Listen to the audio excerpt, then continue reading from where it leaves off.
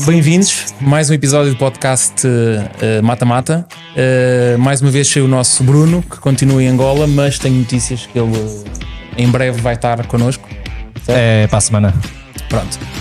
Temos o Guilherme. Temos mais uma semana para respirar. Não nos conseguimos livrar do Guilherme ainda, mas está quase, porque já dominamos aqui a cena das câmaras e das montagens disto tudo, portanto penso que mais dia menos dia livramos dele. E temos um convidado. Temos um convidado especial, mestre em treino desportivo. Mestre em treino desportivo, portanto, finalmente temos alguém que percebe da poda. Exatamente.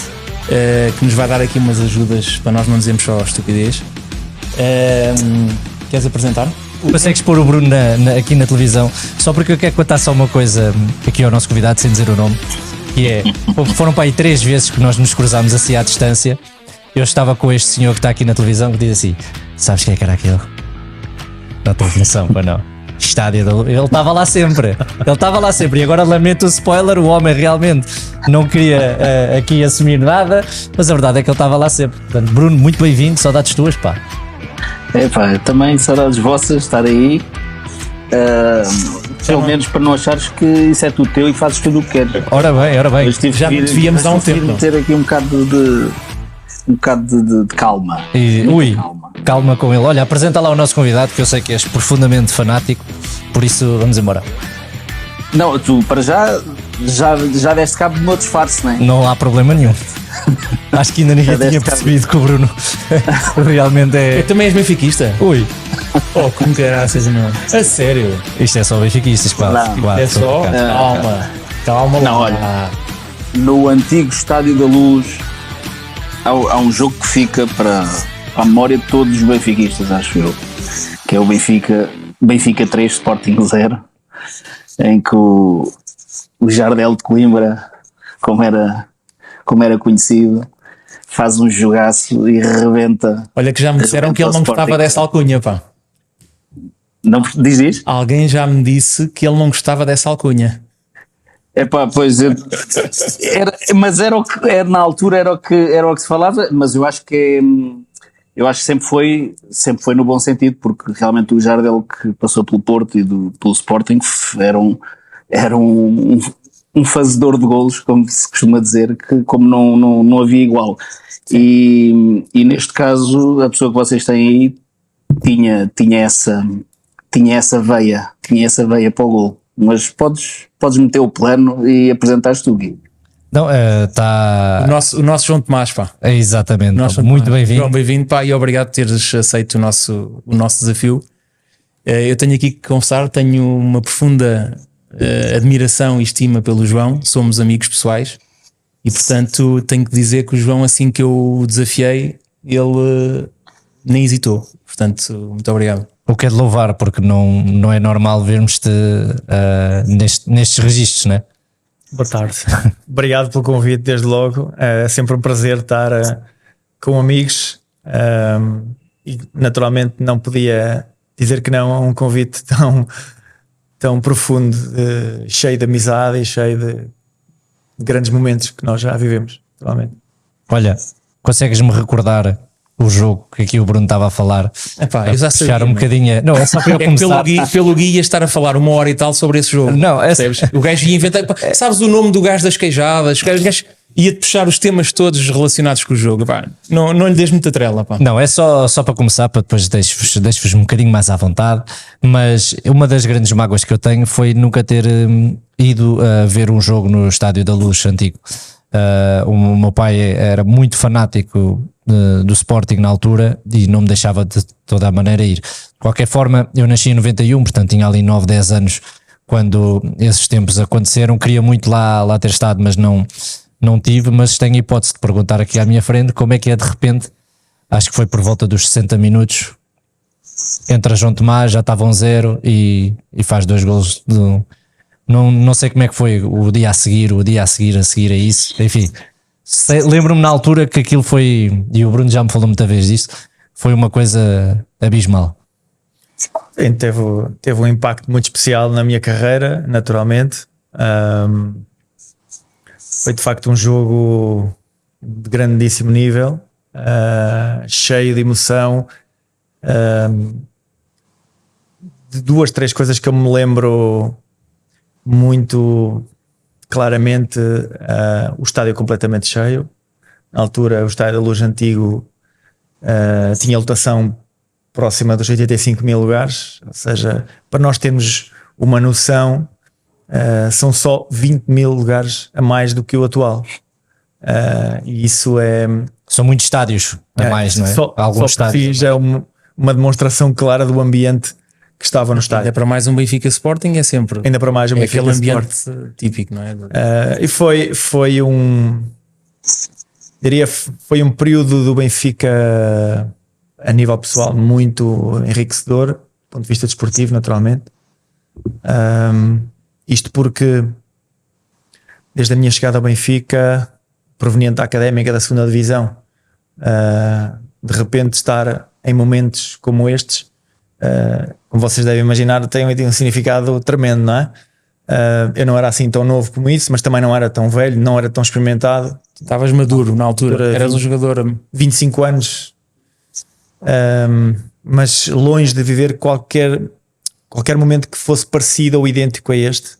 E só por si isso já tem um impacto muito grande. Eu lembro perfeitamente que os primeiros jogos no Estádio da Luz foram, em termos emotivos, muito, muito difíceis de gerir. E sem dúvida esse momento em que se disputa esse Benfica Sporting, que foi de facto um momento muito bonito da época que estava a decorrer, com o José Mourinho na altura, que tinha substituído o Jupp Heynckes.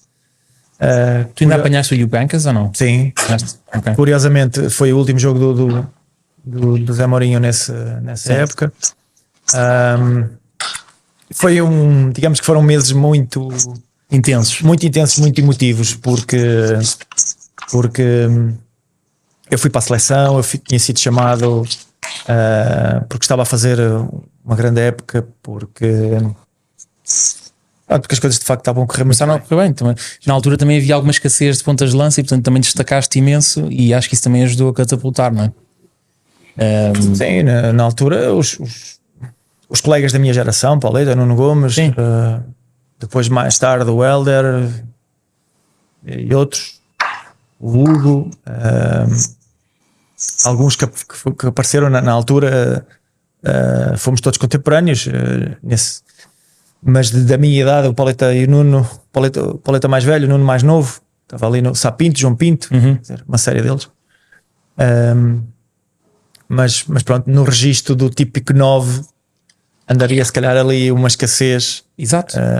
Acho que o típico 9 goleador e tu tinhas uma coisa que eras apesar de seres alto e jogares bem de cabeça, eras rápido. Aliás, um dos golos é um golo que tu vais em corrida e portanto acho que é o primeiro, é esse dos 60 minutos. Não é? Ele entrou aos 60 e depois marca, eu tenho que ir ver, mas aos 70 e tal e aos 80, acho que são 2 golos assim de rajada.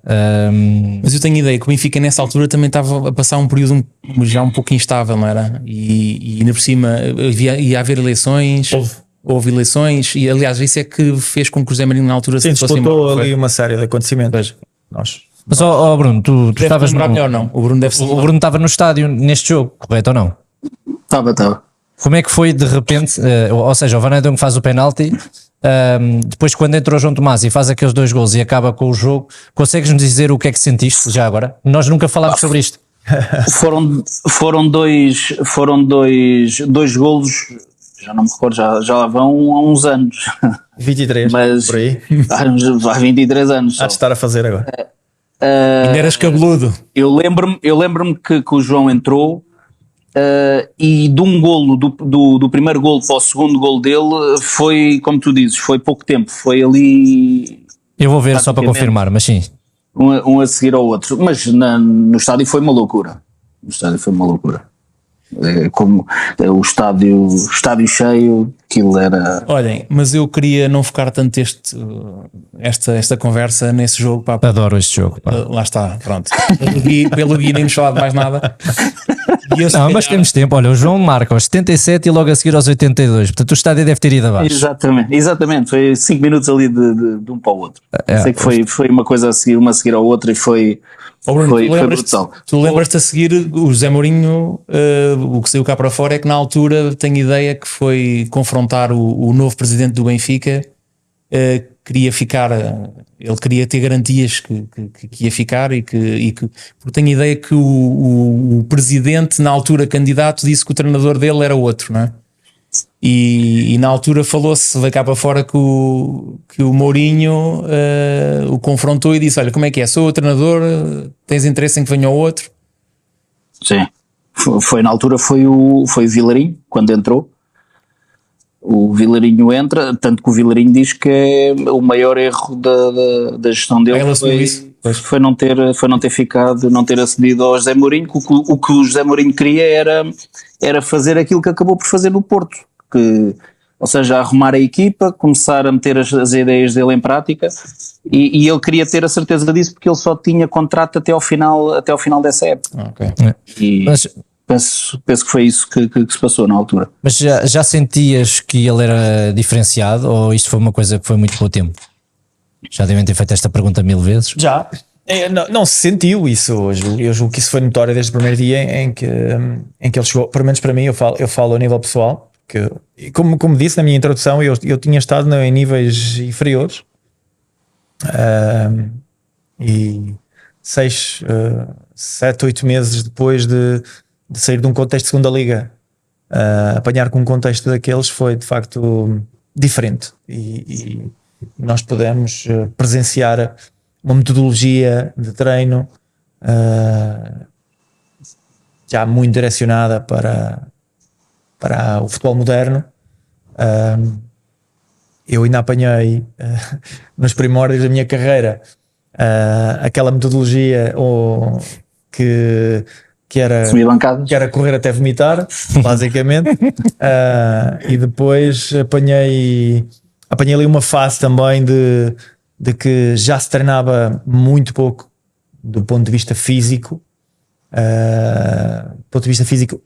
de forma exclusiva, ou seja, já se faziam coisas com bola. Eu lembro-me que nós, numa fase inicial da minha carreira, nós na primeira semana de treinos, nós limitávamos nos treinos da manhã a calçar sapatilhas. Quer dizer, isso agora não existe, okay? E já não existe há muitos anos. Houve uma fase em que nós deixámos para trás um bocadinho essas abordagens tão físicas, para nos limitarmos a fazer tudo muito relacionado com a bola, mas depois digamos que essas mesmas abordagens foram sendo alteradas, e agora há um cuidado muito grande também com os índices físicos dos atletas, e a ciência tem provado que de facto é muito importante. Portanto, já sentias que o José Mourinho já na altura já estava um bocadinho à frente daquilo que na altura tu conhecias, não é? Sim, claro, muito à frente daquilo que eu conhecia. Sim, de facto, a abordagem ao treino dele, a preparação do treino, a preparação do pré-jogo, mesmo aquela parte mental que nós temos ideia cá fora, que ele joga muito com isso, não é? Essencialmente não nos podemos esquecer. Não nos podemos esquecer que neste momento é muito vulgar nós, no contexto de clube, nós termos uma série de departamentos que ajudam e complementam aquilo que é o trabalho mais visível dos jogadores e das equipas técnicas. Há 20 anos atrás, 25 anos atrás, isso praticamente não existia. Quer dizer, o treinador era um psicólogo, o treinador tratava de logística, quer dizer, agora isso já não existe. E também por isso eu julgo que ele estava naquela altura uns passos, uns metros à frente, muito à frente, claro. Eu acho que isso teve repercussão naturalmente. Eu gostei muito de trabalhar com ele, embora tivessem sido apenas 3, 4 meses, não sei precisar, mas foram de facto fantásticos. Coincidiu com a minha melhor fase no Benfica, fase em que eu não me esqueço da reação dele e da equipa técnica quando eu recebi quando eu recebi a convocatória para a Seleção Nacional, o orgulho que foi demonstrado, que foi um momento genuíno, não é? Muito genuíno, porque ali entendia-se que o sucesso dos jogadores também era o sucesso deles, e o sucesso dos treinadores também era o sucesso dos jogadores, e era difícil ir à seleção antiga, ir à seleção há uns anos atrás era difícil, havia menos conhecimento, digamos que a amostra de jogadores selecionáveis porventura seria menor, para eu ir à seleção num contexto daquela altura era preciso o Pauleta de se magoar, o Nuno está castigado, o Sapinto. Eu lembro que a primeira vez que fui convocado pelo António Oliveira foi porque o Sapinto se lesionou num jogo e não pôde ir. Ou seja, eu gostava que a gente falasse um bocadinho do antes do Benfica, se o Gui nos deixar. João, puxa só assim vira só assim o microfone um bocadinho mais. Exato, perfeito. Mas agora, no seguimento do que estás a dizer, eu tenho ideia, e acho que nunca falámos sobre isto, que é, tu já depois disto tudo, no Rio Ave, tu fizeste uma época fantástica e não foste à seleção. E tu na altura acho que até inclusive publicamente mostraste alguma indignação por isso, e bem, porque quem não se sente não é filho de boa gente. Eu tenho ideia disso, não é? Não, olha lá, no Rio Ave são 100 jogos, 53 golos. Exato. Isto é... Não, isto era... Hoje em dia um jogador que faça isto, já falamos, e depois os mídias, tudo aquilo que gira à volta de hoje em dia, quase que o selecionador é obrigado a ir buscá-lo por tudo aquilo que gira à volta, né? Na altura... No seguimento que o João estava a dizer, que era muito difícil ir à seleção, e tu foste se calhar porque estavas no Benfica, não é? Porque se tivesses mantido na Académica, se calhar hoje em dia já não era assim tão chocante ter um bom ponta de lança da Académica a ser chamado à seleção, não é? Sim, porventura, sim. O impacto mediático naturalmente é outro, mas na altura era praticamente impensável, não é? Pois, mas eu quando saí de Coimbra para Lisboa, embora estivesse na segunda liga, eu tinha 19 golos em 17 jogos nesse campeonato. Mas isso se calhar se fosse hoje, se calhar convocavam-te eventualmente, ou seria mais fácil de te convocarem do que há 20 e tal anos. Eu acredito que é mais fácil. Eu acredito que é mais fácil neste momento um jogador que se sobressaia numa liga inferior estar automaticamente contratado para ligas superiores. Sim. Isto porquê, Pedro? Porque nós há uns anos atrás não havia grandes recursos em termos fotográficos, em termos de vídeo. Nós, para termos conhecimento dos adversários, praticamente tínhamos que ver em loco. Ok, eu lembro perfeitamente de ter elementos da equipa técnica das equipas onde eu participei que no dia do jogo havia um que se deslocava para ver o adversário seguinte. Exato. Isso agora não existe. Aliás, as plataformas têm tudo, nós conhecemos tudo, e o conhecimento dos jogadores agora é tão grande que à partida não vai haver surpresas. Não há nenhum miúdo que tu não conheças com 17 anos que não esteja identificado. Exato. Há de haver uma exceção, sei lá, em 1000, digo eu, sim. mas há de haver essa exceção. De resto, nós toda a gente conhece toda a gente.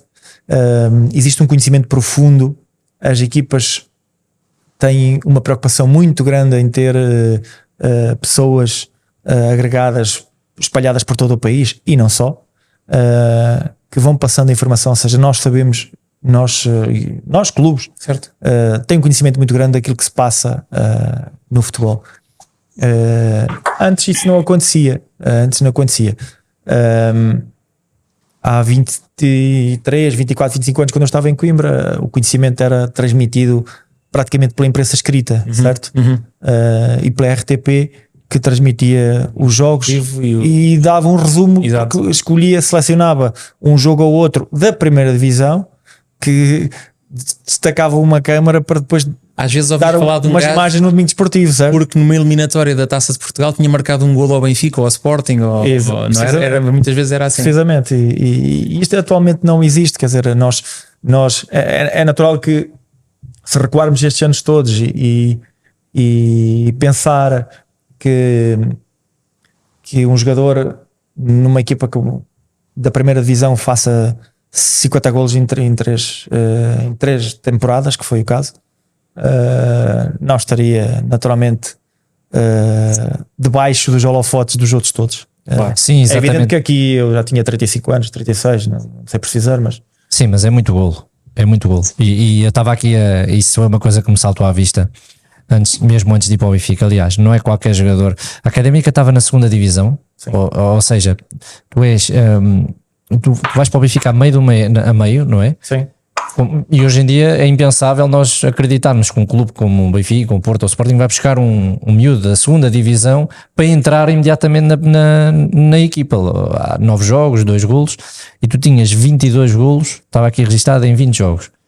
Isso são números praticamente absurdos, e hoje em dia, ao recurso das redes sociais e daquilo que tem muita coisa de mau, mas tem muita coisa de bom, sabendo bem aproveitar, acho que leva a pensar realmente o que é que hoje em dia os miúdos têm à sua disposição. Quanto valeria um jogador desses, não é? Exatamente, quanto é que valeria um jogador desses? Mas pronto, É curioso que normalmente criticamos que o Benfica, daí o Bruno diz. criticamos normalmente o Benfica que não aproveita os recursos que há em Portugal. É uma coisa que já falámos muitas vezes. Sim. É curioso. Mas o Bruno tem muito isto. O João é dos jogadores que o Bruno mais me falou, e acho que tem muito a ver com isto, com a dureza, com aquilo que era em campo. E pronto, está aqui o Bruno, não preciso falar por ele. Não, eu queria perguntar aí ao João uma situação que as primeiras 3 épocas do João na Académica não são 3 épocas para um ponta de lança carregadas de golo. O que é que se passou ali das 3 épocas, daquelas primeiras 3 épocas, para uma 4ª época que foi realmente o disparar para uma carreira que levou sempre a ser reconhecido como um goleador?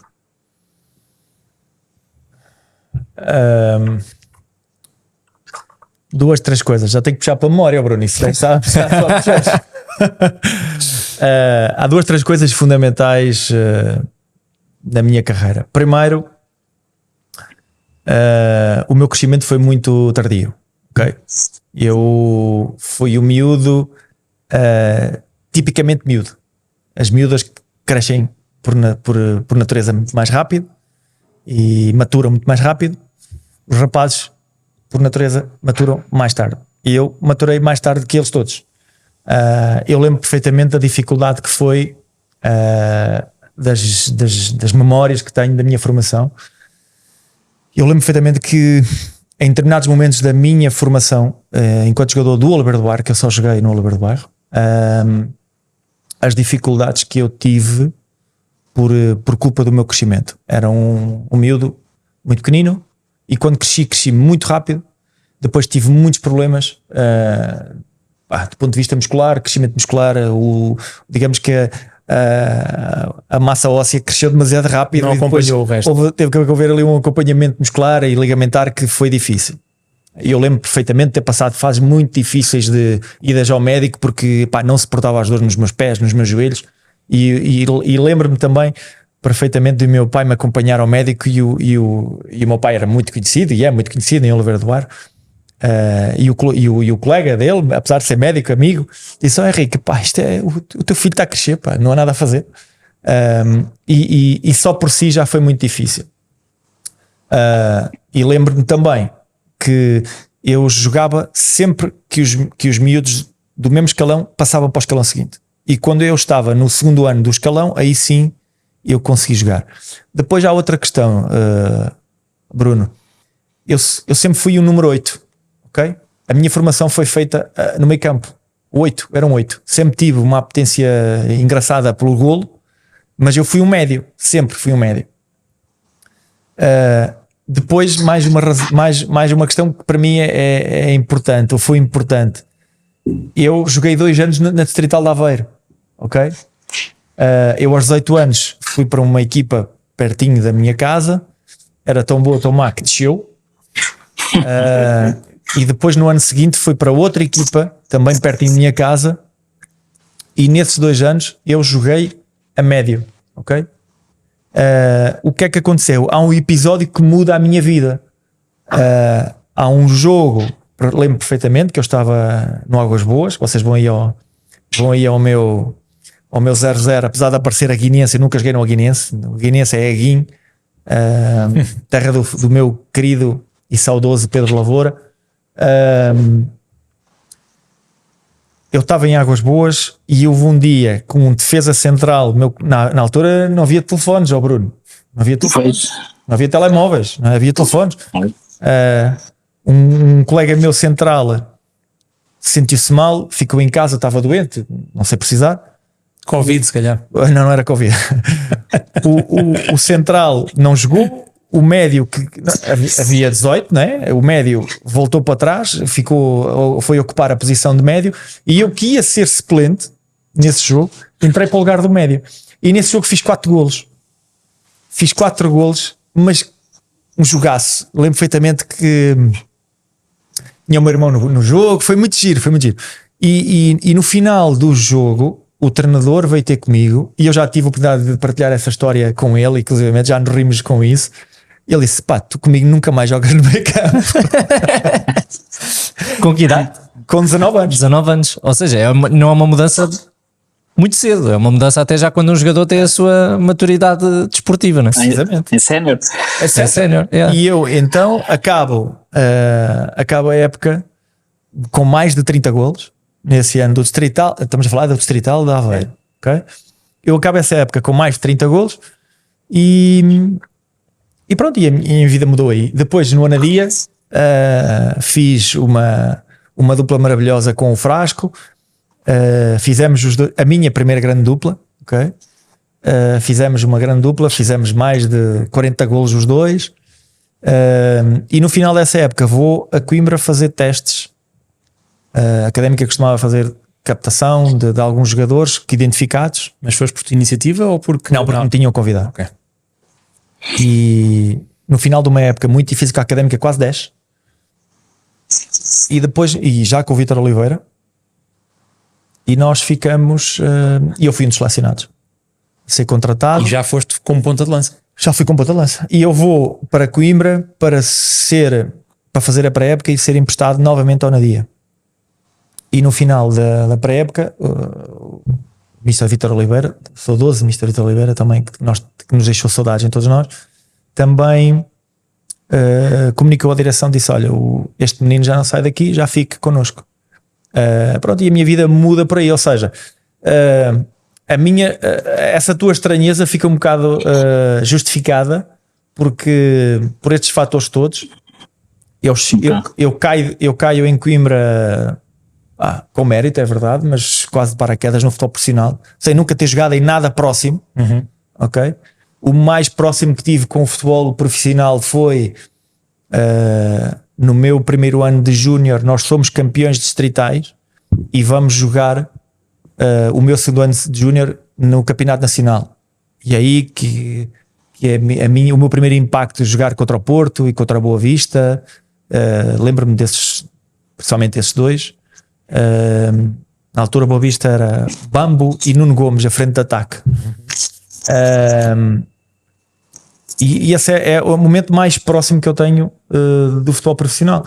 Depois chegar a Coimbra é tudo muito complicado, porque repara uma coisa, Bruno, eu sou filho de 2 professores. A minha prioridade sempre foi a escola, ok? Eu posso dizer que entrei primeiro no ensino superior do que no futebol profissional, ok? E em Coimbra eu tive a felicidade de subir no primeiro ano em que jogo como profissional. A Académica sobe à primeira divisão não sei quantos anos depois, não sei precisar também. E depois são épocas muito difíceis, naturalmente. A Académica lutava por e o ponta de lança tem menos destaque, não é? E o ponta de lança com 21, 22 anos está sempre ali a segunda, terceira linha de opção. Foste jogador por acaso? Eu fui jogador por acaso. É verdade que eu fui jogador por acaso.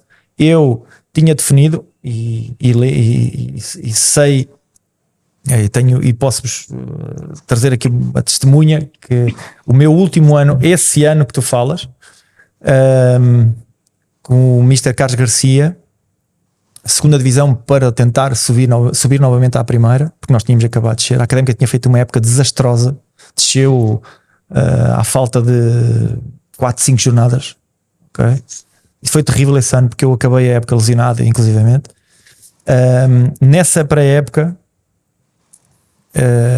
eu tive a oportunidade de partilhar com quem estava connosco. Eu disse, eu estava no meu último ano de contrato e já tinha tomado a decisão, ou faço do futebol a minha vida e este é o ano de sim ou não, ou então eu deixo, que eu não estava a fazer a faculdade como devia fazer, e dei mesmo aquele prazo a mim mesmo, a mim próprio. Não havia forma, porque eu nunca fui homem de andar a fazer que se faz, ou se é, ou não se é. Exatamente.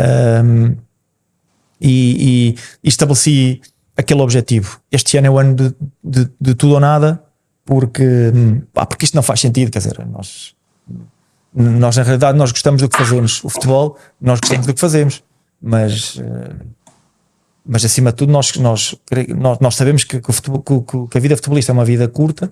Tens ali 10, 12, 15 anos a correr bem,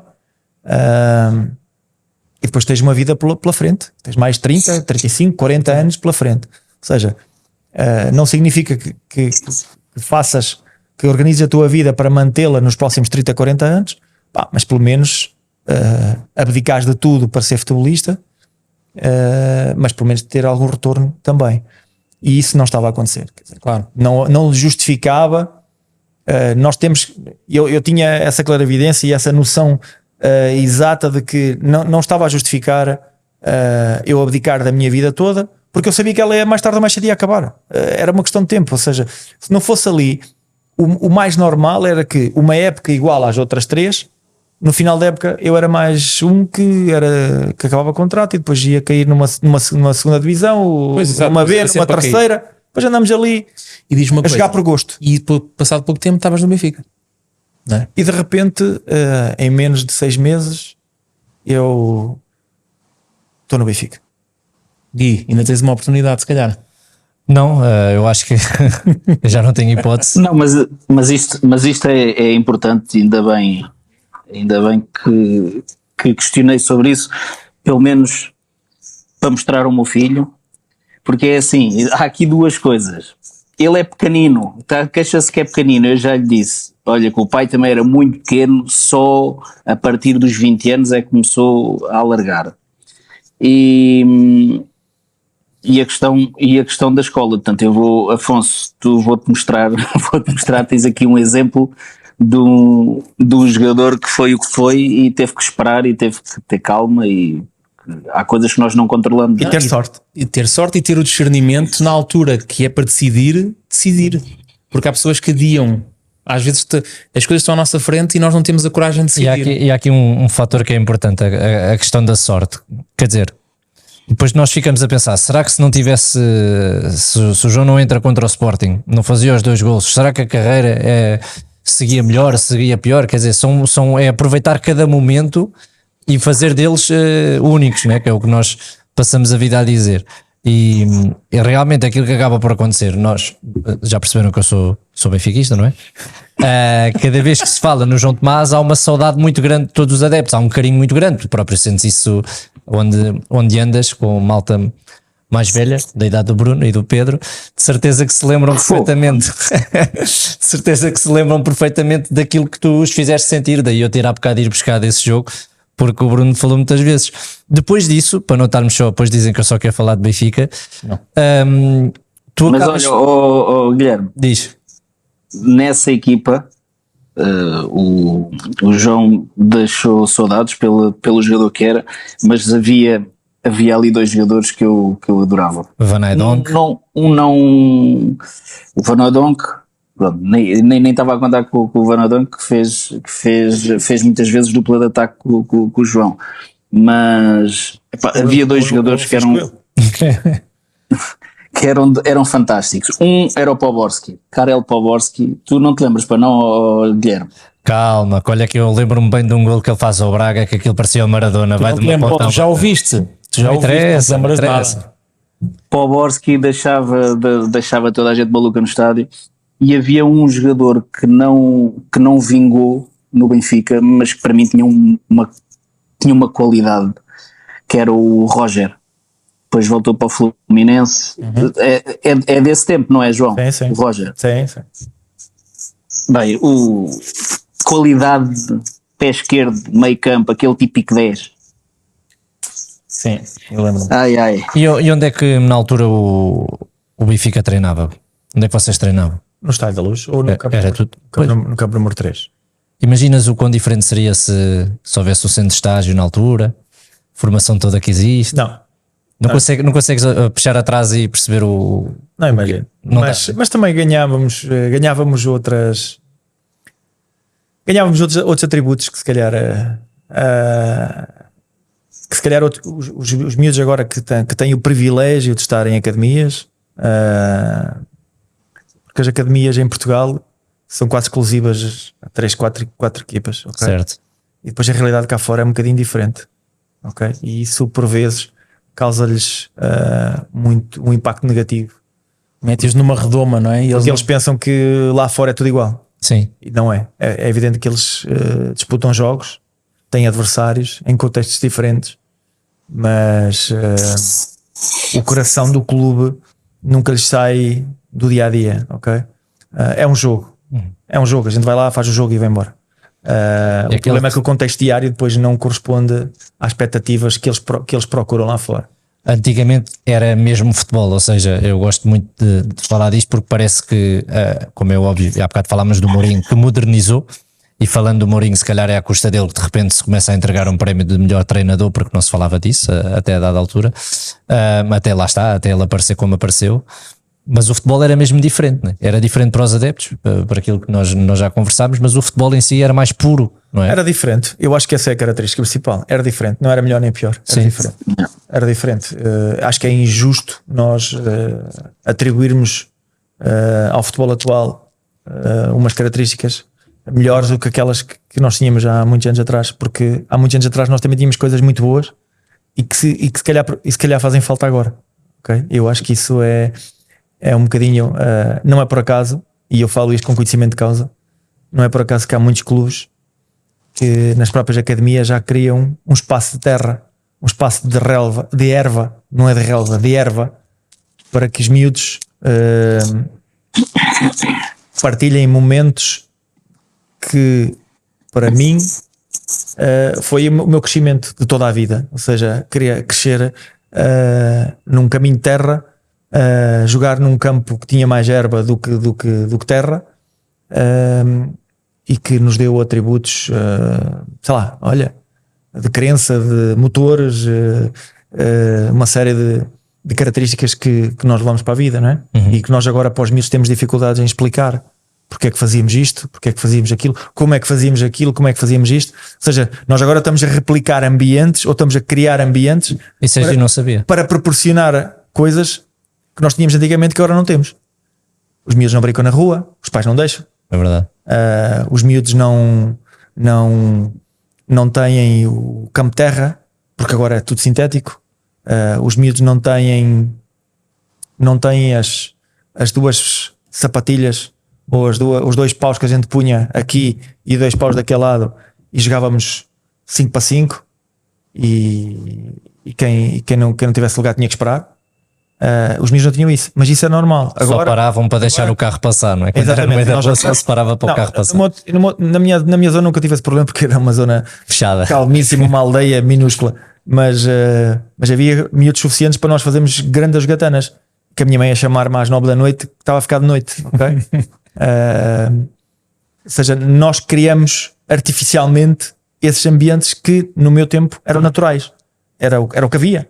Era o que havia. E custa-me, e posso dar um exemplo, ao longo deste, eu tenho uma filha com 21 e outra com 18.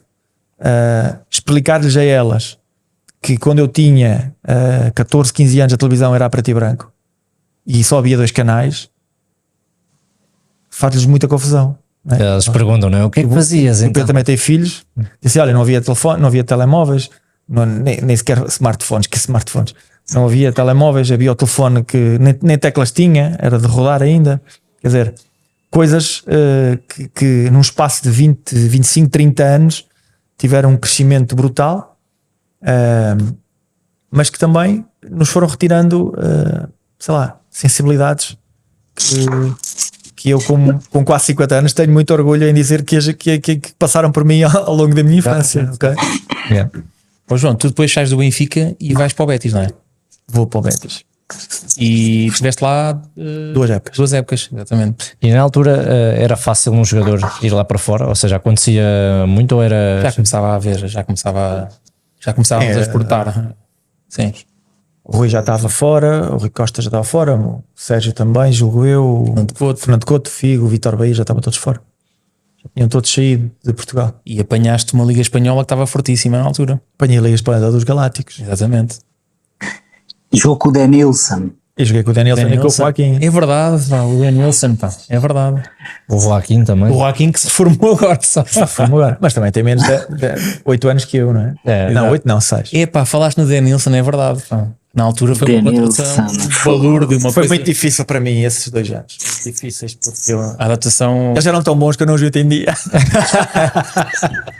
Mas como é que é? Eu não sabia bem para onde é que a bola ia.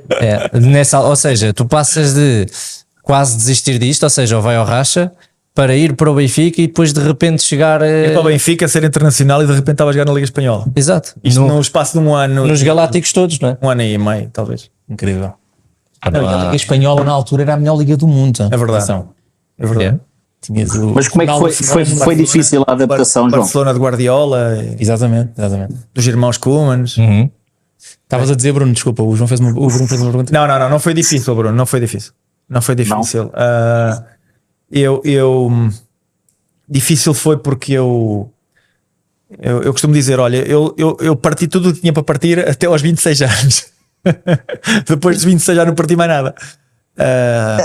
E estavas lá com o Calado também, não é? Sim, Calado Zé também esteve comigo. E foi muito difícil, estes 2 anos foi muito difícil porque, olha, este ano, esta fotografia não tenho a cicatriz que tenho aqui no joelho. Eu fui operado ao joelho 2 vezes em Sevilha, parti o pé esquerdo. Em 2 anos é muita coisa e isso prejudicou-me muito. Prejudicou-me mesmo muito.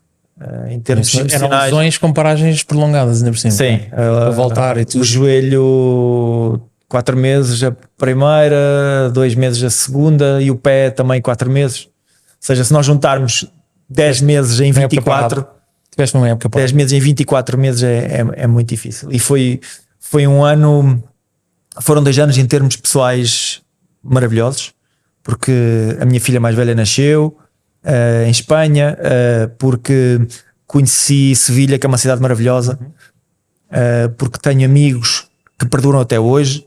Aliás, eu visito Sevilha 2, 3, 4 vezes por ano,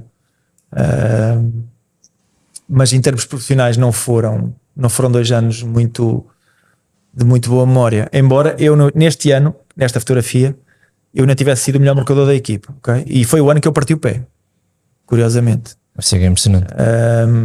Mas pronto, não tive aquilo que gostava de ter tido, e acho que as pessoas também não viram aquilo que mereciam ter visto. gostavas de ter. Não foi. Porque tu não és, quem te conhece, tu não és o típico gajo que está ali a receber o dele e à espera que o dinheiro caia na conta, e daquilo que conheço de ti, és uma pessoa que certamente estavas frustrado. Sim, Era jogar e dizia, ou é ou não é. Ou é para ser ou não. Revela o que é o João, não é? Foram 2 anos difíceis, mas pronto. Foi uma experiência. Onde há más memórias, seguramente também há boas. E eu também trago boas memórias lá. Claro. Não, e depois afinal te falava-se que tinha sido o Ronaldo, mas quem abre a porta para o mercado Médio Oriente é o João Tomás, pá. Mas eu acho que tu não vais logo para. Não, ainda vem para o Tu Vitória. vens para Portugal. Não, eu ainda faço 1 ano no Vitória e faço 2 em Braga. Exatamente. Exato. Ou seja, mas isso acaba por ser engraçado, que é, hoje em dia estamos a assistir a algo que está assustadoramente a acontecer, não é? De uma forma... Mete um bocado de medo. Tu não foste para a Não, para o Qatar. Para o Qatar. Exato. E, Como é que foi? e lá Adaptaste está a essa realidade ou não? Foi muito giro. Foi? Foi muito giro. Gostei muito de lá Foste estar. sozinho, não levaste a Não, família? levei a família. Levaste. Levei a família. E o Qatar na altura, 2006. 2006 já é... Foi muito giro, foi uma Qatar a fazer experiência contas. muito gira. Claro, naturalmente nós estamos a falar do mesmo Qatar que organiza o Mundial 2022, não é? Claro, era tudo diferente. Era tudo diferente já, e grandes infraestruturas, de facto, já grandes infraestruturas, ainda um bocadinho a aprender tudo, já com um conceito de procurar estrelas para levar para lá. Mas foi um período também muito giro, fomos nós 4. Foi uma experiência muito gira, foi uma experiência de família, nós 4 a 7.000 km de casa. Exato. Para lá que já tinhas internet, já tinhas essas coisas todas, não? Já tinha internet, mas engraçado, não havia wireless, acreditas nisso? Os computadores ainda não traziam wireless. Vocês imaginarem, os computadores ainda não traziam wireless. Não havia wireless dentro de casa, era o cabo que estava ligado ao computador. Não havia routers de wireless. Eu lembro-me na altura para as primeiras chamadas de vídeo foi por uma plataforma que eu já nem me lembro o nome. E eu lembro perfeitamente, e no outro dia descobri isso. Uma pecinha que eu tive que comprar que se ligava na entrada na porta USB, que era o transmissor da rede Wi-Fi, do Wi-Fi. Okay? Foi há Tinha 17 que anos. se inventar e foi há tão pouco 17 tempo. Por isso, não foi há muito tempo, ok? E foi há muito pouco tempo. Bem, daqui dos Mas tempos. nós também não tínhamos cá, ok? Nós também não tínhamos cá. Pois, exato. Exato, Perfeitamente. Eu lembro perfeitamente quando recebi a proposta de estar em minha casa em Braga e ir ao computador. Na altura tinha um fixo ligado a cabo, ou seja, não tinha, pelo menos eu não tinha. Exatamente. Bem, dos tempos da carreira, não sei se o Bruno tem mais alguma coisa aqui para questionar. Não, portanto, depois do Qatar, o João ainda regressou a Portugal, né? Boa Vista, voltou a Braga, passou pelo Boa Vista, mas depois ainda voltaste outra vez foste para o Dubai, não foste? Depois fui para a Vila do Conde e fui fazer 6 meses aos Emirados, sim. E estiveste em Angola. 4 meses. Depois acabei em Angola, sim. O João esteve em Angola também. É onde tens mais saudades. Uma experiência gira também. É onde ele anda agora. É onde ele anda. Se Mais calhar, uma experiência. Uma experiência gira. O Bruno está em Angola. Mas não estás a jogar, para não? Não estás a jogar. não, está a treinar, se calhar está a treinar lá.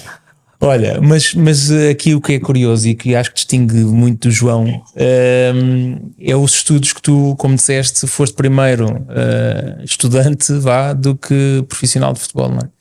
E portanto mantiveste sempre esse fio condutor e terminaste a licenciatura, depois fizeste um mestrado e sei que estás a frequentar um doutoramento, portanto és um gajo de coragem também, não é? Considero-me assim. Desafio. Não é brincadeira, não é? Não é brincadeira e hoje em dia é completamente Atípico. inesperado e atípico. É. não é? Mas atenção, eu quando deixei de jogar eu dediquei-me exclusivamente aos estudos, ok? Eu Meteste na cabeça que tinha na cabeça que tinha que me licenciar e acabei por acabar o mestrado e meter-me nesta história de doutoramento. Mas um bocado para acabar o que não foi terminado, uma promessa aos pais que eram professores ou mesmo um exemplo aos filhos, ou há aqui alguma motivação especial extra? Vocação. Eu acho que é mesmo provocação. Este ano iniciei a minha vida como docente a convite de uma instituição de ensino superior, naturalmente com autorização do clube que represento. Foi uma experiência muito gira. Era uma experiência que eu já procurava há muitos anos. Já tinha tido momentos esporádicos de formações, de uma aula aqui, uma aula acolá, mas este ano tive a possibilidade de dar uma cadeira a 4 turmas diferentes, seja ter alunos, ter avaliações, lançar notas. Foi uma experiência muito gira. E faço provocação porque gosto, e gosto mesmo, e vejo-me a fazer isso no futuro. Mas não obrigatoriamente ligado só ao futebol. Não. O contexto de futebol não tem nada a ver com este contexto académico. Exato. Não, absolutamente nada. Estamos a falar de um contexto académico. A parte física, ou seja, as aulas eram de quê? Não, repara, eu apesar de me ter licenciado em desporto e de ser mestre em treino desportivo, eu já direcionei a a minha dissertação de final de mestrado já muito para aquilo que é a gestão / organização desportiva. Ok. Apesar de estar a frequentar o doutoramento da Universidade de Coimbra, o doutoramento em Ciências do Desporto, eu também espero que o meu trabalho final, que os meus 2 artigos, porque um deles não vai ser um artigo, que os meus 2 artigos estejam muito direcionados para aquilo que é a transição, desde logo, e eu posso comentar isso, não tem problema, desde logo aquilo que é a transição que eu acho que é fundamental nos miúdos, a transição do futebol júnior, do futebol de formação para o futebol sénior, e de que forma as variáveis que estão implícitas nessa mudança tão importante para os miúdos têm impacto naquilo que é o sucesso ou o insucesso deles. É isso que vai ser o meu objeto de estudo, na sua base, na sua essência. Depois, com isto, eu espero ter valências suficientes para lecionar muito nessa área, tudo que tem a ver com a parte da gestão, com a parte da gestão de recursos, com a gestão humana, da gestão de aspectos que eu acho que são fundamentais para que os miúdos mais tarde tenham, num processo tão difícil de transição, tenham ferramentas e estejam preparados para que esse processo seja mais suave. Nunca vai ser.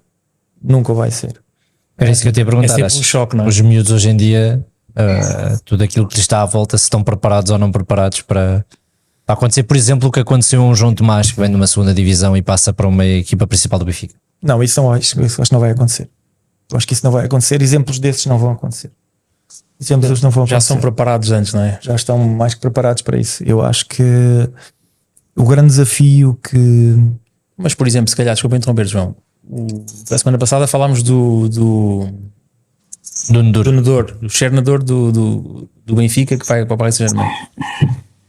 Que é um miúdo que vai ganhar dinheiro, como é óbvio, não é? Mas é óbvio que é uma situação extrema, mas provavelmente se calhar a carreira dele em termos desportivos eventualmente pode passar ali por alguma estagnação nos próximos tempos. E se calhar são miúdos que muitas vezes não têm um acompanhamento devido cá fora e que tomam decisões se calhar que não são pensadas ou que valorizam se calhar as coisas que não deviam ser valorizadas ou que não deviam ser prioritárias, não é? Isto é um caso extremo, mas tens situações... Desse ponto de vista eu acredito que sim, que não seja fácil, mas eu acredito que oportunidades que nós não devemos desperdiçar. Um miúdo que joga no Anadia, no Oliveira do Bairro, estou a falar de equipas da minha terra, da minha zona, ok? Não vão desperdiçar a oportunidade de jogar no Benfica, ou de jogar no Porto, de jogar no Sporting, de jogar numa equipa de maior dimensão. E eu acredito que esses momentos não serão garantidamente fáceis. Nós estamos são miúdos que muito melhor preparados do que se calhar nós estaríamos à data, mas são miúdos que têm um apoio externo ou exterior já importante, e eu acho que eles, apesar de ser uma decisão difícil, acredito que seja uma decisão ponderada e um passo que estão a dar com firmeza, porque os miúdos estão seguramente muito melhor preparados. As vivências já são muitas ao longo de 7, 8 anos de uma formação como ao Benfica, e eu acredito que eles saiam com a consciência do passo que estão a dar. Porventura, dando o exemplo do Guilherme, eu quando saí de Coimbra para vir para Lisboa, se calhar nem imaginava onde é que eu vinha parar, não é? Sabíamos a grandeza que era, mas não tens noção até entrar, não é? Não tens noção até entrar. O meu carro até ficou à porta, eu não tive coragem de meter o carro na garagem, mas é que cheguei. Isso é muito bom. E curiosamente, há uma coisa que pouca gente sabe, que eu posso partilhar hoje aqui. Eu estacionei o carro ao lado da antiga estátua do Eusébio onde ela estava. Não sei se tu te lembras de estar a luz antigo. Lembro. Lembras-se seguramente. Lembras-te? Eu estacionei o meu carro, o meu Clio, ao lado da estátua, naquele estacionamento que ali havia, e entrei pela porta de vidro que tinha a águia lá dentro, certo? Certo. Sim. E a primeira pessoa que me recebe depois do senhor da portaria, que ainda hoje acho que é o mesmo, foi o Zé Torres. A coincidências tremendas, não é? Engraçado. Eu tinha que ser. Incrível, não é? Nesse dia acreditaste, ok, isto é mesmo Eu verdade. disse, isto vai ser ambicioso. É. A primeira pessoa que aparece por coincidência na minha frente, na minha primeira entrada no Estádio da Luz, foi o mítico Zé Torres. Olha, tu nos últimos anos exerceste cargos diretivos. Portanto, estiveste no Famalicão, depois estiveste no Trofense, chegaste a ser, portanto, no Famalicão tenho a ideia que foste diretor desportivo, não foi? Sim. No Trofense já tiveste outras funções. Cargo de administrador. Administrador, exatamente. E atualmente estás no Trofense, no Torriense, enquanto diretor desportivo. Sim. Os desafios são enormes também, não é? Os desafios são grandes sempre. E são transversais, estamos a falar de clubes, dimensões. Eu acho que os desafios são sempre. Eu acho que os desafios estarão sempre à altura da forma como tu os encaras, da disponibilidade que tu pões, daquilo que tu aportas e te dedicas à causa. Ok? E por isso, por onde passo, eu dou sempre o melhor que sei e que posso. E tu, agora que já passaram estes anos, é uma função que tu gostas? É algo que tu te vês a fazer e que no fundo é um passo natural na tua vida para ti?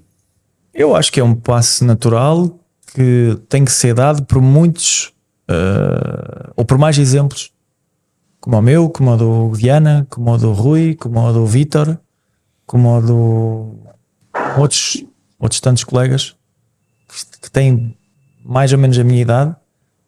É evidente que eu não estive perto da geração de ouro do Vítor, do Rui. Estive com eles, é evidente, mas não na dimensão normal, não na dimensão deles, é normal, é mesmo assim, é o que é. Mas dá-me muito prazer poder estar com o Vítor, poder estar com o Rui, poder estar com o Hugo, poder estar com outros colegas, com o Hugo que está no Braga, sei lá, o André que está no Famalicão, com tantos outros colegas nestas funções, ok? Porque depois, se nós formos a contabilizar os colegas que temos na área do treino, claro. Vocês não imaginam o prazer que nós temos. Eu falo por mim, mas acredito que seja também esse o sentimento deles.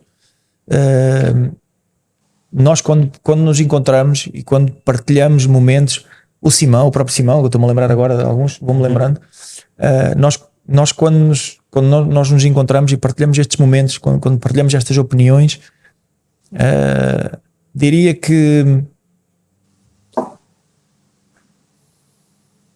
aquilo que mais vem à conversa é de facto a responsabilidade que eu acho que nos assiste, ok?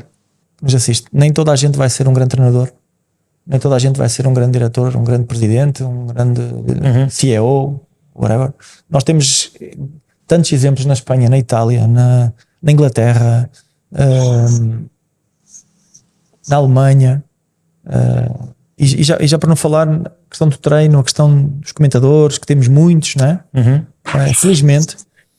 E eu acho que nos assiste também essa responsabilidade. Eu estive num torneio de crianças no sábado passado, um torneio gigantesco que reuniu mais de 1500 miúdos e miúdas, que exigiu de de um conselho inteiro, uma disponibilidade de logística monstruosa, e no final, numa pequena reação que me pediram: João, o que é que achas disto? Eu disse: o que é que achas disto? Epá, nós temos que te agradecer a ti, e ao Costinha, e ao Mica, que estivemos lá, ao Pedro Roma. Eu disse: não, vocês não têm que agradecer. Eu não fiz mais que a minha obrigação. Eu sinto a obrigação de vir aqui porque essa também é a nossa responsabilidade. Os miúdos não nos conhecem, mas garantidamente os pais dos miúdos todos que lá estavam vão dizer ao filho: olha, aquele Jogou ali, olha, aquele é o Vítor, aquele é o Rui, aquele é o João, aquele é o Manel. Foram jogadores de altíssimo nível e estão aqui com vocês hoje. E nós temos que ser também parte desses exemplos. Mas tu, enquanto eras jogador, tinhas de preocupar em jogar. Hoje em dia tens N preocupações e suponho que deves... É mais uma. Mas eu suponho que deves ter muitas saudades do tempo em que só tinhas que jogar à bola. Sim. Não é? Porque agora cai tudo em cima. Não tenho saudades de jogar. Não tens? Não. Tenho saudades de treinar. Tenho muitas saudades de treinar. Não tenho saudades de jogar. O treino nunca te puxou? Nunca puxou, não entendi, Bruno. Não puxou para onde? O treino em si nunca te puxou para ir Seres treinador. para esse lado? Não. Tenho 2 níveis de treinador. Tive quase para fazer o terceiro. Não fiz porque não estava. Achaste que não era? Sempre gostaste mais de treinar do que jogar? Não. Sempre achei que o jogo era uma consequência do treino. Se não te preparasses no treino, nunca podias. E mais eu, nunca fui um primor técnico, sabia perfeitamente quais eram as minhas características, sabia perfeitamente onde é que eu era forte e onde é que eu era menos forte. E uma das coisas onde eu tinha que ser muito forte era no meu estado físico. E por isso é que eu adorava treinar. Ok. Isso é que me levou a jogar até aos 38. Também é evidente que as lesões passaram por mim, não me deixaram mazelas.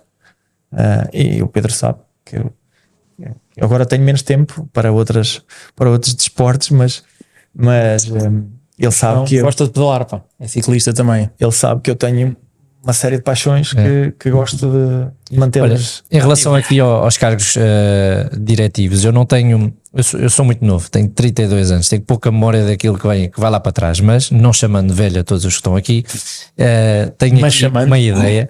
Tenho aqui uma ideia que é esta coisa dos ex-jogadores se tornarem parte daquilo que é importante. Ou seja, eu prefiro ter um clube em que, obviamente, que há competências que se calhar têm que vir de estudos de há muitos anos atrás e tem que se entregar, como eu costumo dizer, cada macaco no seu galho.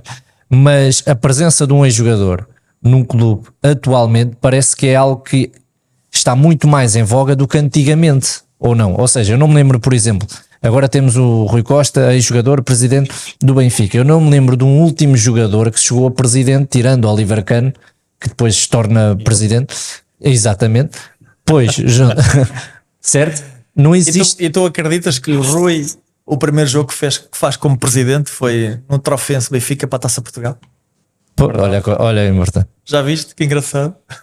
Mas, ou seja, eu acho que isto acaba por ser um novo caminho. Eu acho que isso é uma resposta. Eu acho que isso tem uma justificação. No meu ponto de vista, as pessoas estão mais bem preparadas para o pós-carreira. Sim. Porque tem mais conhecimento, tem mais formação. Mas isso já acontecia, ou penso que aconteceu sempre, por exemplo, no Ajax. Eu Talvez, tenho a ideia mas que no na- Ajax na sua- Há muitos anos atrás, jogar na Académica era sinónimo de ter quase que obrigatoriamente paralelamente uma carreira dual. Ok? Grandes jogadores que foram os irmãos Campos, entre outros, que foram médicos, foram advogados. na altura que também ser profissional não tinha a exigência. Isso tem uma explicação. Tem uma explicação. Não é para aqui chamada, mas tem uma explicação.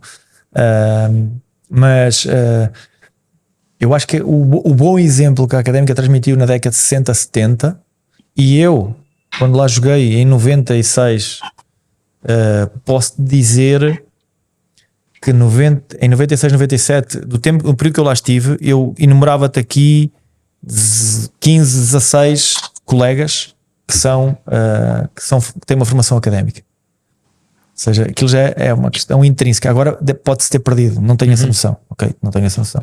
Pode-se ter perdido, mas a justificação, digamos que a afirmação que o Guilherme fez tem muito a ver com isso. Eu acho que a pessoa por detrás do jogador está mais bem preparada, está mais bem formada, já sai com determinadas habilitações que provavelmente antigamente não saía. É evidente que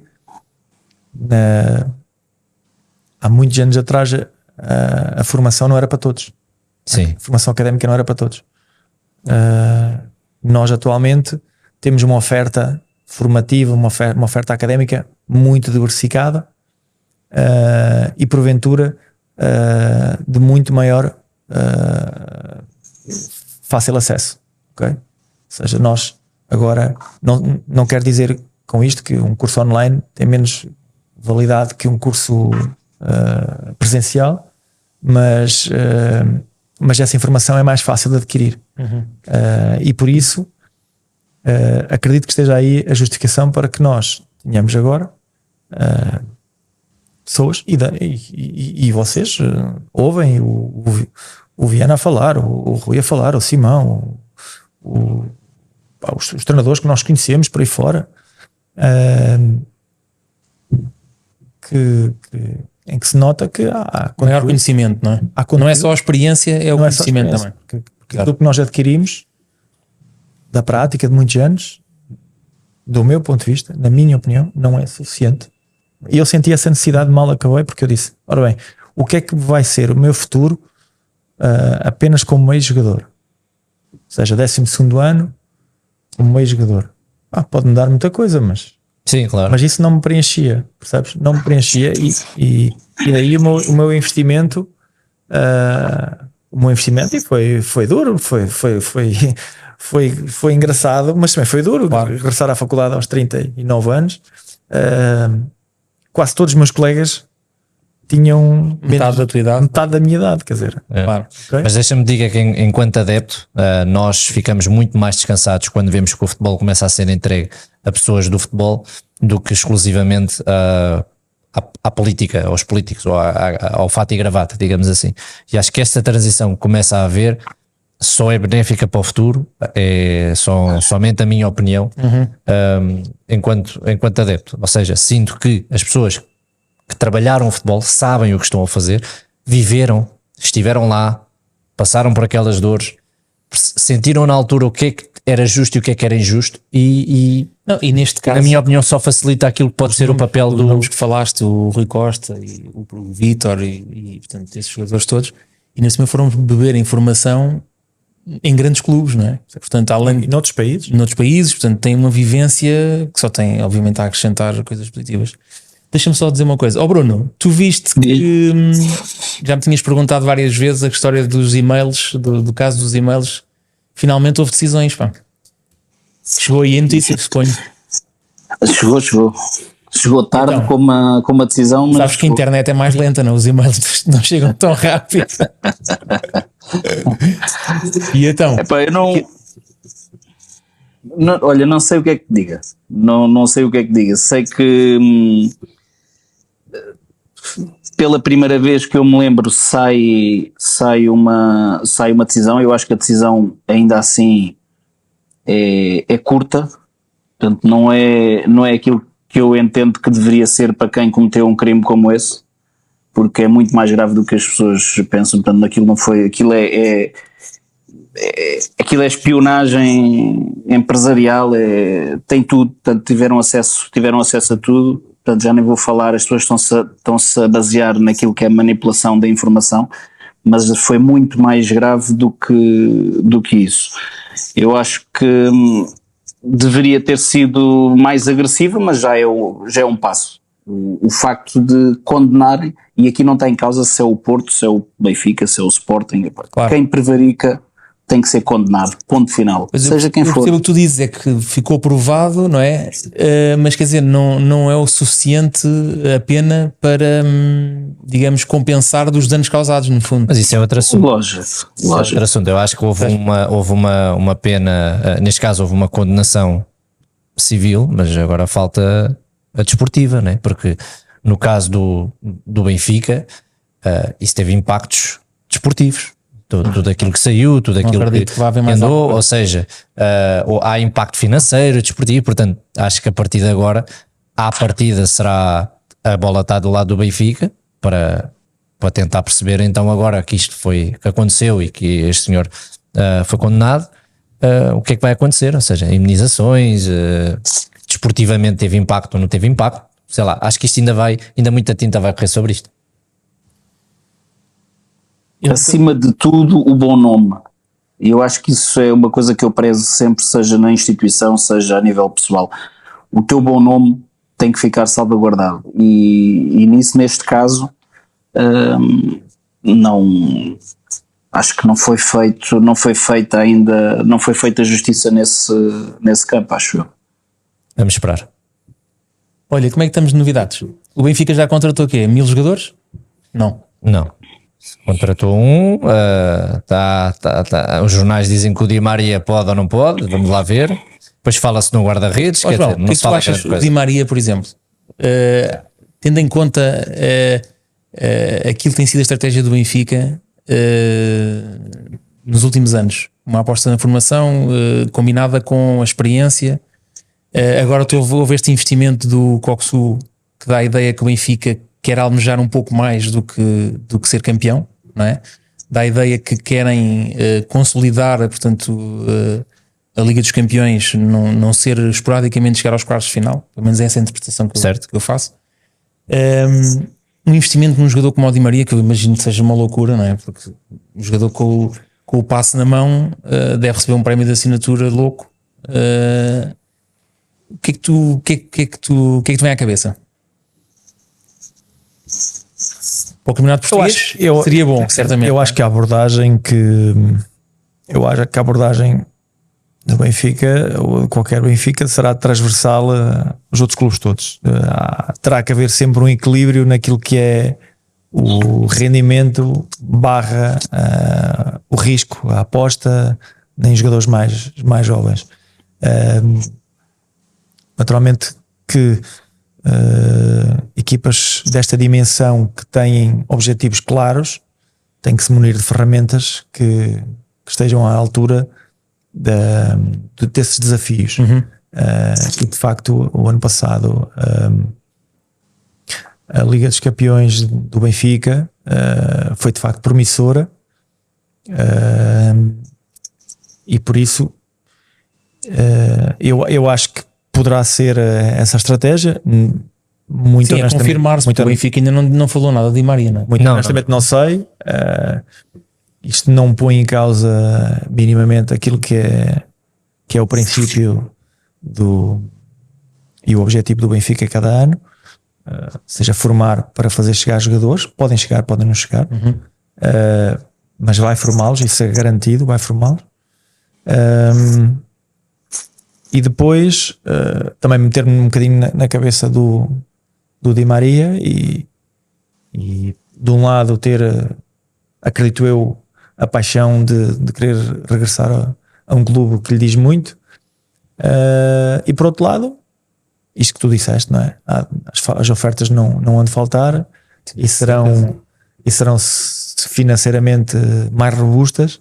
Epá, mas já tivemos o exemplo da semana passada, falámos do Otamendi, que estava numa situação semelhante.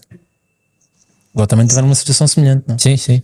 E acabou por ficar, portanto também já não me surpreenderia na verdade que o Di Maria ficasse, não? Eu acho que são decisões muito próprias dos atletas. Mas para o futebol português era fantástico, não? Sim, mas eu concordo com o João. Isto são decisões únicas e exclusivamente do atleta. Não há, nesta idade já não há o empresário a decidir o seu futuro, é ele que vai decidir e ponto. Portanto, se ele vier, vem com vontade, se não vier é porque está com vontade de ir para o outro lado. Vamos ver. Eu acho que o Benfica, não sei se precisa de se reforçar assim tanto, tendo em conta que ainda não saiu ninguém. Eu ia perguntar ao Bruno, que posições é que o Benfica devia reforçar, do teu ponto de vista? Para o meu ponto de vista. O homem que fala do banco do Benfica. Tendo em conta que só vão jogar os mesmos 12, não é? Ou 13, como tu sempre referes. É assim, se o Geldrup e o Tankstead se forem opção para este ano, portanto, a coisa já fica, e se tiverem a qualidade que as pessoas do Benfica viram nele, acho que não é preciso assim tanto. Se o Gonçalo Ramos efetivamente sair, acho que o Benfica tem que ir buscar mais um avançado. E onde eu acho que faz falta, onde sinto que o Benfica está mais débil é no corredor lateral. Portanto, não falando do lateral esquerdo, que aí tem que ir buscar alguém para o lugar do Grimaldo, E lateral mas eu acho também, não é? eu acho que o Gilberto nas vai aulas sair. tens o David Neres, que é o jogador mais desequilibrador que o Benfica tem no plantel. De resto tens o Rafa que joga por dentro, não tens um jogador que consiga, naqueles jogos em que as equipas adversárias jogam no seu meio campo, quase em cima da sua grande área, que é preciso haver um abre-latas, como se costuma dizer, tu tens o David Neres, não tens mais ninguém. Eu acho que o Benfica faz falta, e o Di Maria, além de ser esse reforço, se estiver bem fisicamente, eleva o Benfica a nível de estatuto na Europa, acho que sim. Estou de acordo. Só não sei do outro lado da segunda circular o que é que vai acontecer. Estou expectante. Eu também. Não consigo perceber o que é que vai acontecer. Acho que eles estão aqui numa fase muito... Olha, mas Guilherme, deixa-me só fazer aqui um parênteses, só para terminar. Já sei que já estás a passar aí para o outro lado, na questão do Benfica. Deixa-me dizer-te que eu vi aquela série do final, Sim, do final do Amazon ano, Prime. final da temporada. Eu tenho que fazer aqui uma crítica a um episódio. Como é que o Benfica consegue meter o título de um episódio E quem é o Enzo? Eu acho que isto fica feio. Eu acho que isto leva ao Benfica. Isso não será uma para decisão da Amazon? Isso não será... Não é no episódio o título é E quem é o Enzo? E se calhar deviam pôr temos o Chiquidano, ou temos o Chiquinho, ou temos o não sei o quê. Portanto, Mas isso não será uma decisão da Amazon? Não. a falha da comunicação, não sei se... Está bem, mas o Benfica também, se fosse isso, também não devia permitir que isso acontecesse. Porque o Enzo foi um jogador extremamente importante na primeira metade da temporada. Porque sem o Enzo não sei se o Benfica tinha feito aquela primeira volta brutal que fez. E eu não gostei, sinceramente não gostei. Estava mortinho o homem para bater. Estavas doido. O homem estava mortinho para bater. Olha, tem toda a razão. Mas a falar do Sporting. já que o Bruno está a dizer isto, eu acho que realmente os clubes hoje em dia, e falávamos disso, o facto de cada vez eu aplaudir mais homens do futebol lá dentro do que os políticos, é que isto é meramente uma jogada muito mais política do que alguém que realmente teve no futebol, porque se nós hoje em dia queremos embolar os bons exemplos e aquilo que é a boa educação para os miúdos, etc., é precisamente fazer o contrário, é valorizar o que temos e não estar sempre a bater naquilo que já não está.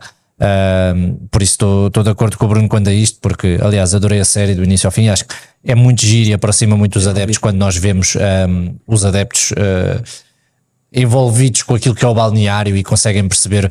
Muitas vezes a gente perde, estão-se a cagar, não querem saber, vão para ali, vão sair para a noite, e ali nós realmente conseguimos perceber, porque abrem as portas, que realmente eles sofrem, que eles ficam lixados quando não ganham, que aquilo, ou seja, todas essas emoções abrimos para os adeptos verem, acho que tem impacto muito positivo. Agora depois é saber jogar com isso, porque não é abrir as portas às cancaradas, é ter cuidado com o que metemos cá fora, mas acho que sim, acho que é um passo importante, porque o balneário não há muito tempo era sagrado, não se sabia nada do que lá se passava, e este abrir de portas eu acho que é de louvar. E mais uma vez aqui sim estamos a ir buscar bons exemplos lá fora.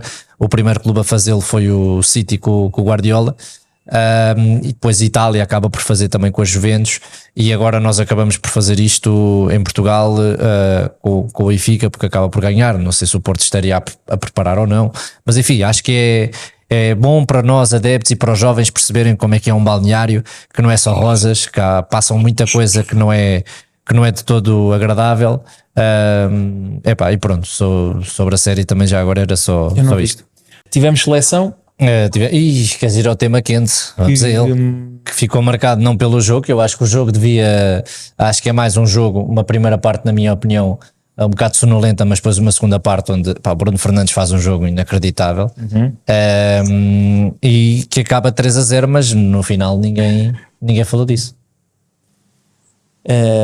Eu vejo realmente a primeira parte foi um bocadinho monótona e tenho sempre a sensação, e posso estar a ser injusto, mas que acho que nós tínhamos capacidade para fazer sempre muito mais, devido aos artistas que temos, aos jogadores que temos.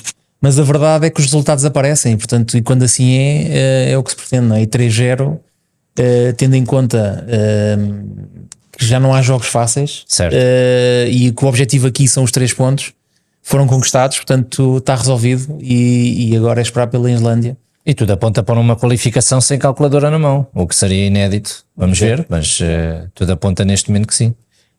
Gostei do Ronaldo, gostei da atitude do Ronaldo em campo, portanto também acho que é importante. Olha, e o que é que tu tens a dizer do Otávio? Bruno, o que é que tens a dizer do Otávio? Neste caso, o que aconteceu? Olha, deixa-me só dar também aqui um ponto. Acho que a seleção, na minha opinião, acho que é com tantos artistas que temos do meio campo para a frente, acho que é um crime jogar com 3 centrais. Mas pronto, é uma opinião muito pessoal. Dá-me o Bruno, Alex, dá-me o Bruno, quer ver a cara do Bruno? Agora vai dando para ganhar e pronto, mas aquele futebol que nos empolga a todos, aquele futebol que nós gostamos de ver nos outros, nós temos esses artistas, e acho que é estar a castrar uma equipa carregada de talento do meio campo para a frente, jogar ali com 3 centrais, depois mais um trinco ali no meio, mais 2 laterais, é estar a abdicar, portanto, pelo menos abdicas de mais um homem ali no meio campo, que eu acho que não faz sentido, principalmente contra seleções destas.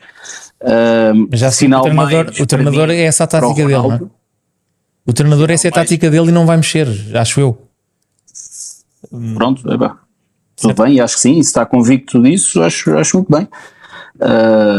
Mas é uma opinião, lá está, é como eu digo, é uma opinião muito, muito pessoal. Sinal mais para o Ronaldo, que fez um bom jogo, e para mim a grande jogada dele é ali naquele momento em que pode, noutra situação, ele atirava a baliza e dá o golo ao Jota. Eu acho que isso revela muito, se calhar pode revelar ali um bocado aquilo que é o espírito dele neste momento. Em relação ao Otávio, é de repudiar a atitude das pessoas, portanto isso aí não há outra forma de ler as coisas, é de repudiar. Mas eu tenho ouvido e tenho lido muita coisa que a comparar o caso com o João Mário, portanto eu acho que são casos completamente diferentes. O João Mário limitou-se a trocar um clube, não, ele nem saiu do Sporting para ir ele era jogador do Inter. Decidiu continuar a carreira dele no Benfica.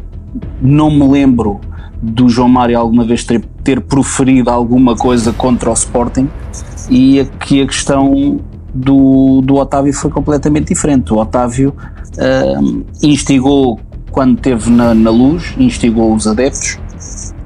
O Otávio, quando foi campeão, não foi muito simpático naquilo que disse contra o Benfica, e o Benfica, e neste caso os adeptos não conseguem separar as coisas. Eu acho que os adeptos gostam mais do clube do que gostam da seleção, e então acabam sempre por levar isso e deixarem-se levar pela emoção. Acho que colheu aquilo que semeou o Otávio, não dando razão, atenção, não dando razão e repudiando a atitude das pessoas que assobiaram. Colheu um bocado aquilo que semeou, é a minha opinião.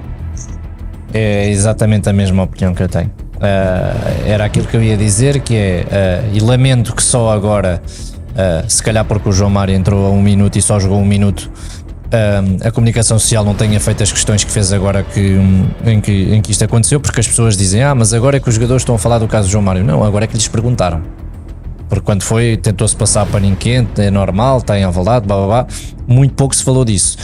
Só falta o Presidente da República falar neste momento deste caso, juntam-se os dois, comparando um com o outro, que acho que não são comparáveis, são completamente diferentes.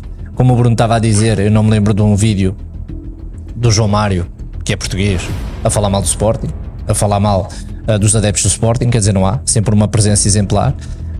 Ainda agora, quando o Benfica foi campeão, os adeptos a gritar que ele era lampião, e ele nem sequer comenta nada disso, ou seja, mantém-se fiel àquilo que é a maneira dele estar, com um jogador que a comparar com um outro jogador que durante não sei quanto tempo, ou sempre que pôde, na sua rivalidade e naquilo que lhe é característico, abordava os adeptos do Benfica, e não é preciso dizer o que ele chamou, o que ele fez, toda a gente sabe. Acho que, havendo aquele minuto do João Mário em Alvalade, quer dizer, não era mais do que óbvio que se calhar deveríamos ter protegido o jogador e não o pôr a jogar no Estádio da Luz quando se sabe deste historial todo? Quer dizer, eu vou mais por aí, ou seja, não é que isto seja certo, isto é absolutamente errado, mas para evitar este tipo de situações temos que evitar expor os jogadores a estas situações. Portanto, é óbvio que é lamentável, mas na minha opinião são dois momentos completamente atípicos. É difícil comentar este tipo de situações. É muito difícil, do ponto de vista daquilo que é o adepto, do ponto de vista daquilo que é o jogador, do ponto de vista daquilo que é a clubite. Como é que nós podemos dissociar estas três coisas? É quase impossível. Será que ali o ponto de equilíbrio, que é o ponto de estar com a camisola da seleção vestida, consegue ultrapassar todas estas divergências? Pelos vistos não. É de lamentar, mas acho que há muito mais do que isso. Acho que só vai correr mal se nós única e exclusivamente metemos as culpas nos adeptos. Acho que há muito mais para fazer quanto a isso, nomeadamente a proteção do jogador, que no meu entender não foi feito. Era mais do que óbvio que isto ia acontecer. Exatamente. É só isso. Olha, portanto, amanhã há jogo com a Islândia, esperamos que seja uma vitória novamente. Sim. O fenómeno na Arábia Saudita continua a bombar, não é? E era aquilo que falávamos a semana passada. Exato. Quer dizer, eu dizia que isto era uma renovação àquilo que é o futebol europeu e os novos jogadores aparecerem, mas a verdade é que vão começar a ir para lá, como já começaram jogadores muito novos a ir para um campeonato fora da Europa, que é mas repara, financeiramente completamente... Está aqui outra coisa paralela, que é o Al Hilal vai pagar 55 milhões de euros por um Ruben Neves, ok? Que acaba o contrato daqui a um ano.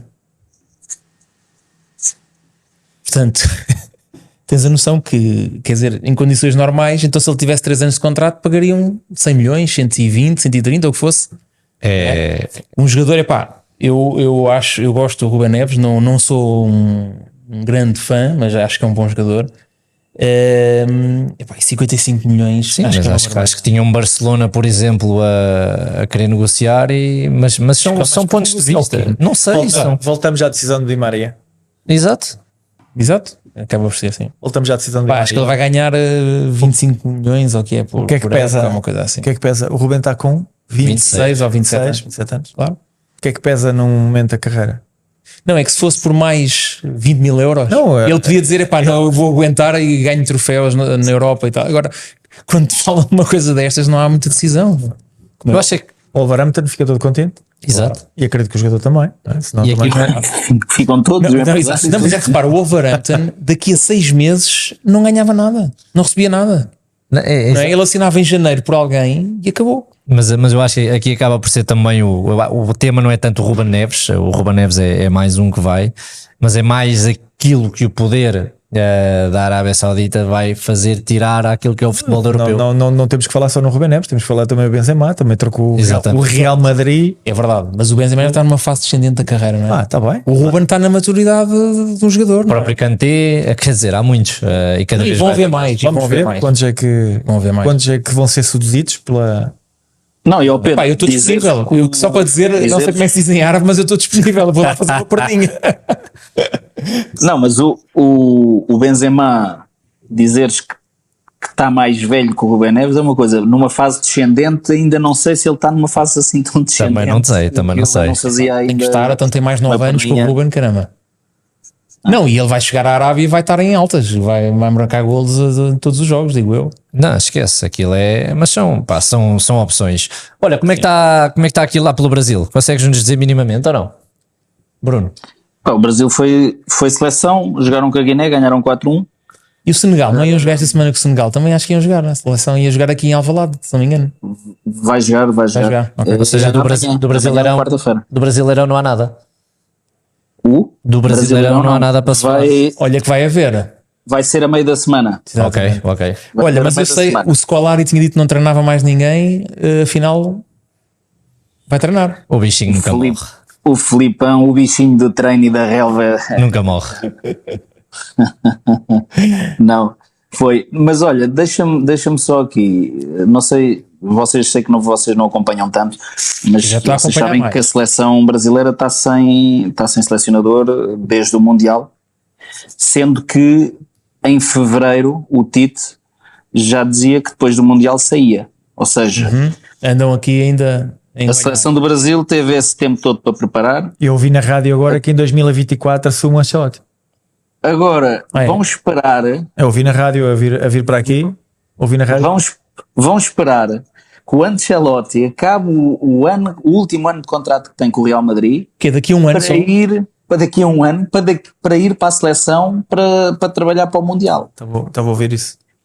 Eu acho que isto é uma coisa que não faz o mínimo de sentido nenhum, quando nós sabemos que o futebol é o momento, que o futebol, as coisas viram todas muito rápido. Como é que alguém vai esperar por um treinador, uma seleção do Brasil que tem, acho que qualquer treinador, aliás temos o Jorge Jesus, que é o sonho do Jesus. O sonho do Jesus é treinar a seleção, acho eu. Não, é a seleção da Arábia. É a seleção do Jesus a treinar a seleção da Arábia. É ser selecionador da Arábia. Show me the money. Yeah. Não sei. Continuo na minha, mas já o do Estrela. E acha que ele vai para o Estrela ainda? Eu acho que ele vai lá parar. Eu ainda penso que o futebol é romântico. Acho que ele vai lá parar. Não sei porque estão-se todos a rir. Não é nada. Está aqui uma pessoa a dar uma opinião, está-se tudo a rir. Eu acho que ele vai lá parar. Não. Nem que seja para ver um jogo. Não, eu acho que mais depressa o Sérgio Conceição se ia embora e ele ainda ia dar uma perninha para o Porto.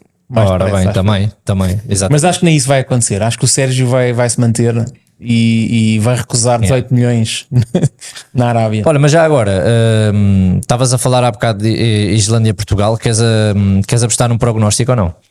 É que nem há muito tempo, como é já amanhã, 0-3. quer dizer, 0-3? Sim. Eu digo que Portugal ganha 0-4. Bruno, já agora, arriscas ou não? Arrisco. 0-5. Ainda bem. É pá, 3, 4, já não posso dizer 2. Podes dizer 6. Pode dizer 6. Não, podes dizer um gol da Islândia, vá, pá. Não. Com 3 centrais ao Bruno. Muito bom. Com 3 centrais esperou um gol da Islândia. 3 centrais, 5 defesas, já? Exato. É verdade. Podia já com 2 avançados, 2 laterais, 2 alas. Mas pronto, fica 0-6, está dito. O João aposta no 0-6. É já amanhã, portanto, à hora que nos É no estão a ouvir. sintético? Acho que é no sintético, sim. Deve ser, não é? Acho que é. Olha, eu queria só falar uma coisa muito rápida, que é... Diz lá, antes de irmos aqui ao... Não, e vamos ressaltar aqui uma coisa fundamental, que é criticarmos que não se falou no Mundial Sub-20, mas vamos ter agora um Euro Sub-21 Sub-21 que apura para os Jogos Olímpicos, ok? Portugal está no grupo do organizador, que é a Geórgia, e vai jogar no dia 21, primeiro jogo. Depois joga com os Países Baixos e a outra equipa, eu não me lembro qual é que é, mas é a Bélgica. Vamos ver. É a Bélgica. Vamos ver, acho que temos Portanto, apura para os Jogos Olímpicos. Portugal nunca ganhou e foi à final 3 vezes. Eu acho que temos aqui um lote de jogadores que pode surpreender. Foi essa competição que Portugal perdeu com a Itália no Gol de Ouro. Eu acho que foi um dos anos que perdeu com a Itália. Sim. Sim. Tão triste. Foi um desgosto tão grande. O Gol de Ouro, acho que foi a primeira vez que foi disputado uma fase final destas. Tens razão. E Portugal Tens perdeu com a razão, Itália. pois foi. Tu não te lembras seguramente. Não, Já Nós foi. fomos finalistas em 94, 2015 e 2021. Sim, e este ano eu estou, por acaso estou confiante, temos um lote de jogadores fantástico e para mim temos um selecionador acima da média para aquilo, e já lá está há muito tempo. E o adjunto que eu gosto muito, que é o Romeu. Mas o selecionador é completamente... Olha, mas o Fábio Vieira foi dispensado, aleijou-se. Sim, vai o Fábio Vieira. Vai o Diego Moreira, jogador do Chelsea. Mas vai o Diego Moreira? Mas ele nem jogou este ano. Mas pronto, mas vai. Ok. É o futebol. No hard feelings, my friend. É o futebol. Olha, queres apostar estes 2 jogos que vão haver? Não? Geórgia? Acho que Portugal... 0-2? Eu diria 0-2 também. Diria 0-2. Não, Portugal ganha 3-0. Ora bem. 3-1. Pois, aqui já só com 2 centrais. E Portugal, Países Baixos? Um igual. 2-1 para Portugal. Portugal 2, Países Baixos. Se não vale, eu tenho que começar a responder primeiro que ti. Eu digo 2-1 para os Países Baixos. Para ser careta. Pronto, mais nada. Está feito. Está feito. Olha, tínhamos aqui um lote de perguntas para terminar. Que é uma coisa nova que vamos fazer agora, que é quase o toque e foge. São as mais difíceis, não é? É bater bola. Acho que são as mais mata-mata. Agora é o momento mata-mata. E as respostas têm que ser rápidas. Tu não estás a ouvir, mas lá em casa estão a ouvir isto com uma atenção e tal. Olha, então, o melhor jogador com que partilhaste balneário? Danielson. Danielson. Quem foi o melhor jogador que já te apareceu à frente como adversário? Zidane. É verdade. E a Zidane. Pronto, até amanhã, mas. Então pode. Fecha. Acabou. Metem a rocalhada, vamos embora. Vá. Essa pergunta Também pode ser o Ronaldo. Exato, ele jogou com o Ronaldo também. Ai meu Deus. Mas, meu Deus. Vai, ele apanhou o Roberto Carlos, ele apanhou esses gajos todos. Não te esqueças. Bora, Bruno, lança a tua. Costa curta, não fiques Costa curta. Não fiques inibido, Bruno. Tu não apanhaste o Costa curta? Não. Depois do Zidane e do Ronaldo. É mais velho que eu. Não joguei contra eles. Não? Bora, Bruno, lança lá a tua pergunta. O melhor treinador que apanhaste? João Ferreira. O João Ferreira. Toda a gente já viste o João Ferreira está a ganhar o campeonato. Toda a gente fala do João Ferreira. O Edinho falou do João Ferreira. O Edinho manda-te um abraço. Nós convidámos para ele estar cá também. Entretanto, está no canal 11, não pôde, mas disse logo para mandar um abraço. Gostava muito de ti. E o próprio Rorró também falou, uma das coisas mais importantes. Quer dizer, ele que era treinado pelo Xavi, nós perguntávamos e ele, não, mas o Xavi foi top. Foi treinado pelo Xavi, mas aquele que mais marcou é o José Ferreira. Portanto, é muito engraçada esta resposta. Se calhar um dia devíamos trazer aqui o professor. Temos que trazer aí o Josualdo. Para perceber o que é que ele tem de especial. Pronto, é isto. Acho que não há muito mais a perguntar. Apenas. Há outra. Queres perguntar sobre o treinador que tenha marcado pela negativa? Exato, mas. Pela negativa é mata-mata. Mata-mata. Pode ser um treinador adversário, certo? João pode dizer que não se lembra de nenhum. É mais fácil.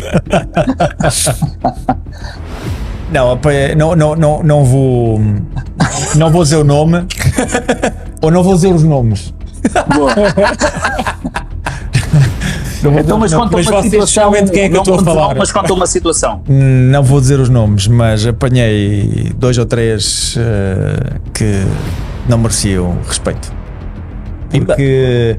Porque uns por falta nítida de qualidade, ok?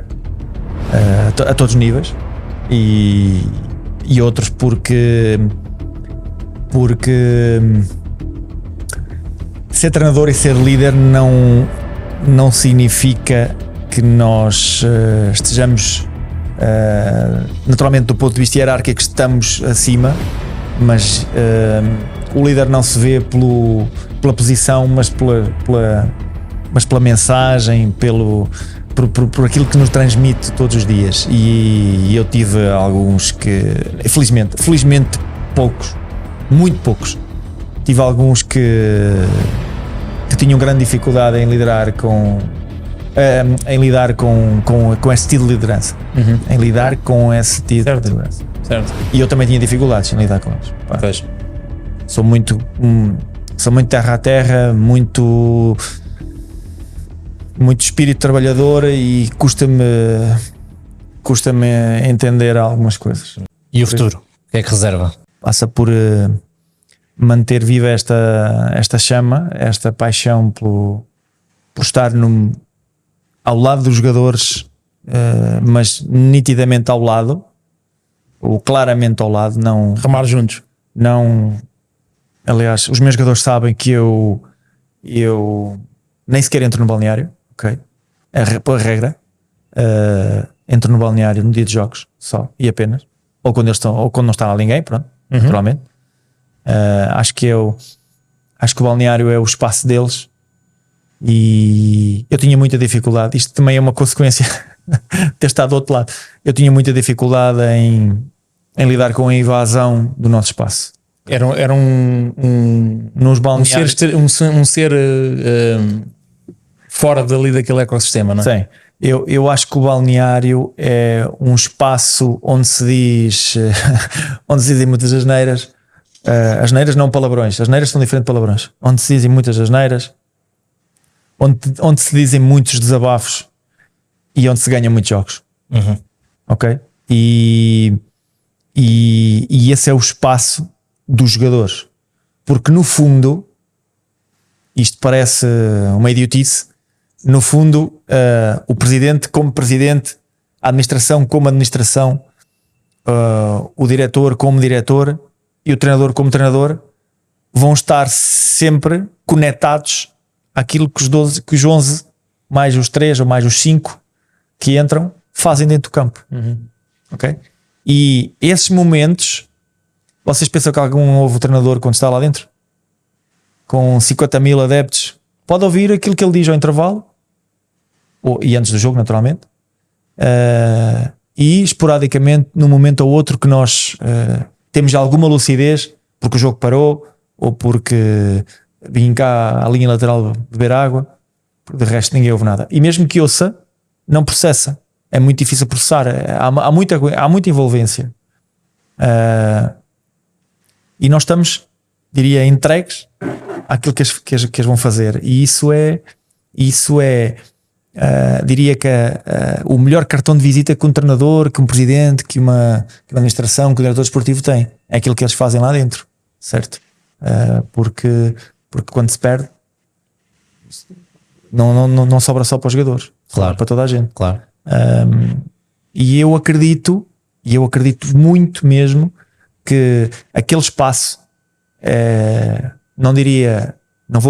não vou fazer plágio do Salgado, Balneário sagrado. Sagrado Balneário, Sagrado, mas acredito que aquilo é um espaço de facto diferente. E como disse atrás, onde se dizem muitas asneiras, onde se comemoram muitas coisas, onde se vivem momentos muito bonitos e muito desagradáveis, mas de facto é o espaço onde Da família, não é? é ali que se começa a ganhar. Yeah. É ali que eu passei por um clube e vou contar uma história que pouca gente sabe também. Já é a segunda, ok? Estou aqui entre amigos, Mata-mata. entre amigos e merecem saber isto. Eu passei por um clube e tenho algumas pessoas que se vão rir com isto, porque sabem o giro que foi criar essa frase. E nós, quando criámos pensámos em decorar o nosso espaço, o espaço deles, certo? Não é o nosso, o espaço deles. E não queríamos nada exuberante e queríamos sim algo muito significativo, demasiado significativo. Isso é difícil. Tens um tiro e tens que fazer uma coisa muito significativa, é muito difícil. E então criámos uma frase que tinha um impacto maravilhoso, que era o exemplo daquilo que nós queríamos que eles depois levassem para dentro do campo, que era que tudo começava ali. Tudo começa aqui. É aqui que tudo começa. Depois vocês lá fora vão receber indicações dos treinadores, indicações deste ou daquele, mas de facto é aqui que tudo vai começar. E não é por acaso Eu não vi a série do Benfica, não vi, muito honestamente. Acredito, pelas imagens que eu tenho visto, assim esporádicas, o que é que significa e o que é que tem transmitido para vocês. Mas para vocês não, para vocês que vêm ou que já viram, mas acredito que se calhar o fantástico daquela série para ti é tu teres acesso a momentos que ninguém tem, que é ver o que é que eles fazem no balneário, como é que eles ficaram chateados, o momento do autocarro em que tu não falas para ninguém, o balneário da saída da saída do balneário para o relevado, do relevado para o balneário, ok? Como é que se comemora, como é que se sofre. Dá para perceber um bocadinho que Exato. nós vamos para dentro do campo e somos atores completos, atores. Estamos ali, fazemos bem, Aplaudem. palmas, fazemos mal, ponto. É assim. É esta bipolaridade que é incontornável e nunca vais apagar. Enquanto houver emoção, não. Enquanto houver emoção, nunca vais conseguir apagar. E de facto, quando tu transmites esse sentimento, agora com imagens, com recurso a imagens, não é uma coisa que tu ouves, é uma coisa que tu vês e estás a ouvir, naturalmente, mas vês. A memória visual é muito forte.